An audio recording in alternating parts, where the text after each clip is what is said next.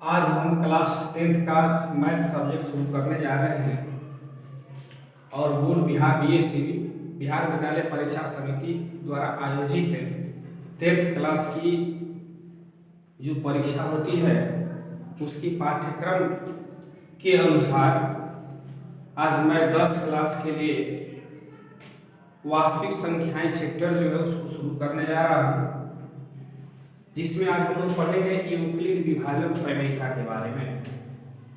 तो सबसे पहले हम लोग देख लेते हैं कि यूक्लिड विभाजन प्रमेयिका क्या है। इसके बारे में सबसे पहले हम लोग चर्चा कर लेते हैं।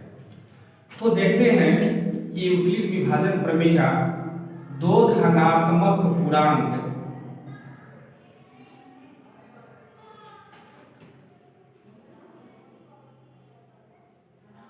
ए और बी के लिए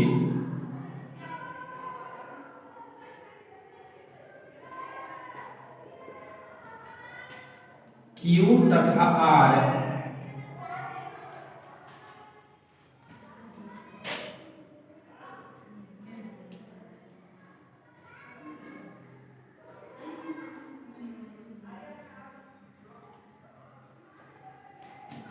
दो धनात्मक पूर्णांक ए और बी के लिए कोई अद्वितीय संख्याएं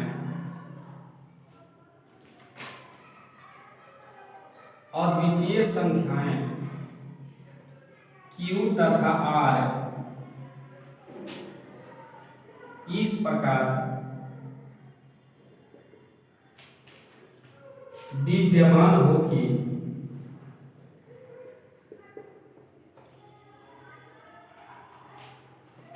A बराबर BQ प्लस R, जहां 0 is less than R is less than B। तो यहां पर देख रहे हैं कि यूक्लिड विभाजन एल्गोरिथ्म कह रहा है कि दो धनात्मक पूर्णांक A और B के लिए कोई अद्वितीय संख्याएं Q तथा R इस प्रकार विद्यमान हो कि A बराबर BQ प्लस R कंडीशन दिया है। यहाँ R जो है 0 से बड़ा या बराबर है और यहाँ R जो है वो B से छोटा है। तो सबसे पहले हम लोग क्या काम करेंगे कि इसका अर्थ इनका कंडीशन का अर्थ समझने की कोशिश करेंगे। तो देख लेते हैं यहाँ पर कि ये यूक्लिड विभाजन में विभाजन का मतलब होता है भाग विधि से। तो यहाँ पर हम देखते हैं कि A बराबर BQ प्लस R दिया गया है। तो विभाज्यता का नियम हम जानते हैं कि भाज्य बराबर भाजक गुणे भागफल और प्लस शेषफल होता है। तो यहां देखते हैं कि भाज्य जो है वो A के रूप में है, भाजक जो है यहाँ B है और Q जो है यहाँ पर भागफल के रूप में है और R जो है वो शेषफल है। तो कंडीशन यहाँ पर दिया गया है कि R का जो वैल्यू है वो 0 से बड़ा या बराबर है लेकिन B से छोटा या बराबर है। तो यहाँ R का जो मान है, R का मतलब हुआ शेषफल। तो शेषफल जो है वो 0 भी हो सकता है, 0 से बड़ा भी हो सकता है लेकिन 0 से छोटा नहीं हो सकता। तो अब यहाँ पर देखते हैं लेकिन B जो है इसमें भाजक का काम होता है और भाजक जो होता है वो शेषफल से हमेशा बड़ा होता है। और अगर शेषफल अगर भाजक से बड़ा रहेगा तो भाग लग जाएगा।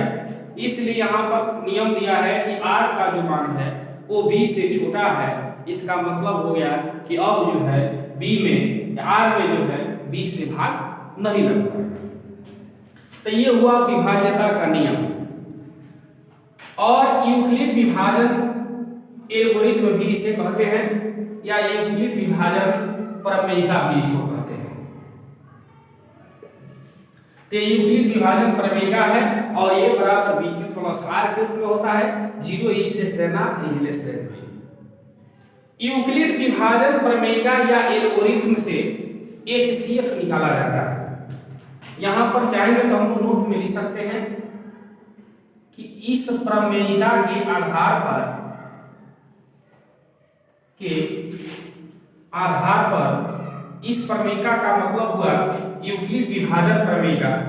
तो इस प्रमेयिका के आधार पर म सब यानी HCF प्राकलित किया जाता है, निकाला जाता है,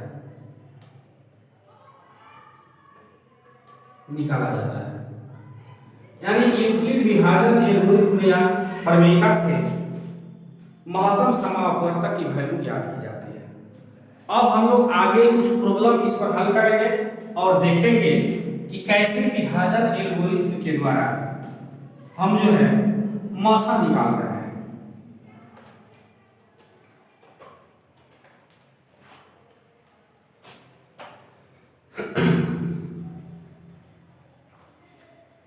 देखते हैं एक्सरसाइज प्रश्न दिया है 1.8। ये एनसीईआरटी का बुक है, आप लोग देख लीजिएगा अगर आपके पास बुक होगा तो। और ये 10th क्लास है।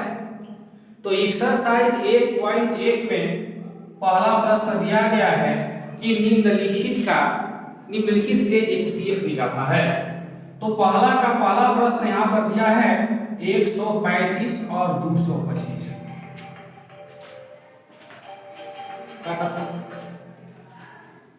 तो यहां पर हम देखते हैं कि 135 और 225 दिया है और कह रहा है कि यूक्लिड विभाजन एल्गोरिथ्म के द्वारा हमें HCF प्राप्त करना है।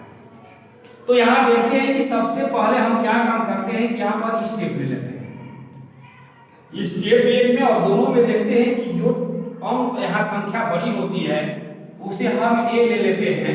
A का मतलब होता है भाज्य के रूप में, और जो संख्या यहाँ छोटी है उसको हम भाजक मान लेते हैं, यानी A प्लस B ले लेते हैं। तो एगो A का मान हो गया 225 और B का मान हो गया 135। अब क्या काम करते हैं कि हम इसमें भाग करके देखते हैं। तो जब भाग करके देखते हैं 225 में 135 से, तो ये एक बार में जाएगा। तो ये हो जाएगा 135, 5 में से 5 को घटा देंगे तो ये 0 हो जाएगा, और 9 में से 12 में से 3 को घटाएंगे तो ये 9 हो जाएगा, और एक यहाँ 1 बच जाएगा, 1 में से घटाएंगे कैंसिल हो जाएगा। तो अब देखते हैं कि यूक्लिड विभाजन का जो प्रमेयिका है, एल्गोरिथ्म है, वो A बराबर BQ प्लस R दिया हुआ है। तो यहाँ पर हम लोग देखते हैं कि A का मान दिया है 225 और B का मान दिया है 135। Q का मतलब होता है भागफल यहाँ पर 1 है तो 1 लिख लेंगे, और प्लस R यानी शेषफल का मान यहाँ पर 90 दिया हुआ है। तो HCF का मतलब होता है कि हमें तब तक उसमें भाग देना है जब तक कि शेषफल 0 के बराबर नहीं आ जाता है। लेकिन यहाँ पर जो हम लोगों का मान है वो 0 के बराबर नहीं है।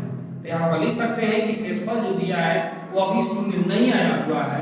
इसका मतलब ये हुआ कि हमें आगे स्टेप ले करके अब इसको जचना। तो अब हम ले लेते हैं यहाँ पर स्टेप 2। तो जब स्टेप 2 ले लेते हैं तो इसमें और इसमें देखते हैं कि कौन सी संख्या बड़ी है। तो जो संख्या अगर बड़ी होती है उसको भाज्य के रूप में ले लेंगे, यानी A मान लेंगे, और जो संख्या छोटी है उसको B मान लेंगे। और फिर जो है यहाँ पर 135 में 90 से भाग करके चेक करते हैं। तो अब ये देखते हैं कि ये फिर एक बार हो जाएगा। तो 5 में से 0 को घटाएंगे तो 5 हो जाएगा, और 13 में से 9 को घटाएंगे तो 4 हो जाएगा। फिर भी हम यहाँ पर जो है 0 नहीं आया, तो फिर यहाँ पर विभाजन एल्गोरिथ्म लगाएंगे यूक्लिड का A बराबर BQ प्लस R। तो A का मान यहाँ 135 रखेंगे, B का मान हो जाएगा 90, यहाँ पर ये Q है, Q का मान 1 दिया है, और प्लस R का मान 45 है। मैंने पहले ही बताया है कि अगर शेषफल जब तक 0 नहीं आता है तब तक जो है हमें क्रिया करनी है। यहाँ पर देखते हैं कि अभी भी शेषफल 0 नहीं आया है, इसको डिनोट करेंगे कि 45 जो है वो 0 के बराबर नहीं है। तो इसका अर्थ यह हुआ कि अभी आगे स्टेप और लेना है। तो अब ले लेते हैं स्टेप 3 में। तो स्टेप 3 जब हम लेते हैं तो फिर यहाँ पर देखेंगे कि ये संख्या और इस संख्या में कौन सी संख्या बड़ी है।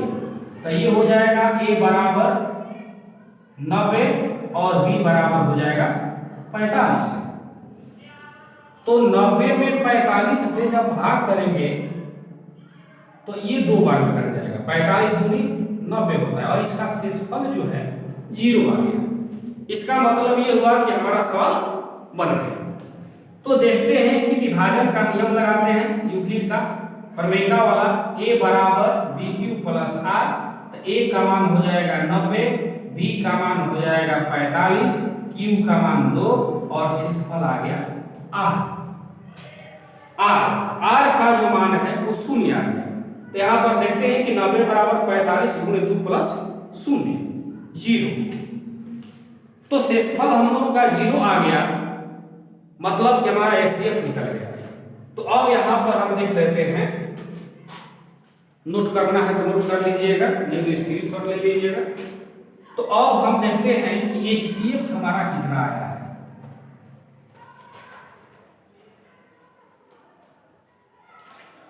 तो यहां पर देखते हैं कि इसका मान जो है 45 से भाग देने के बाद इसका शेषफल 0 आ रहा है। तो हम कह सकते हैं कि इसका एचसीएफ जो है वो 45 है। इस आधार पर जो है आप इस तरीके को अपना करके और आगे भी सवाल को सॉल्व कर सकते हैं। और पुनः जो मैं कोशिश करूंगा कि अगली प्रॉब्लम जो है अगले वीडियो में आप लोगों को जरूर दूंगा। धन्यवाद।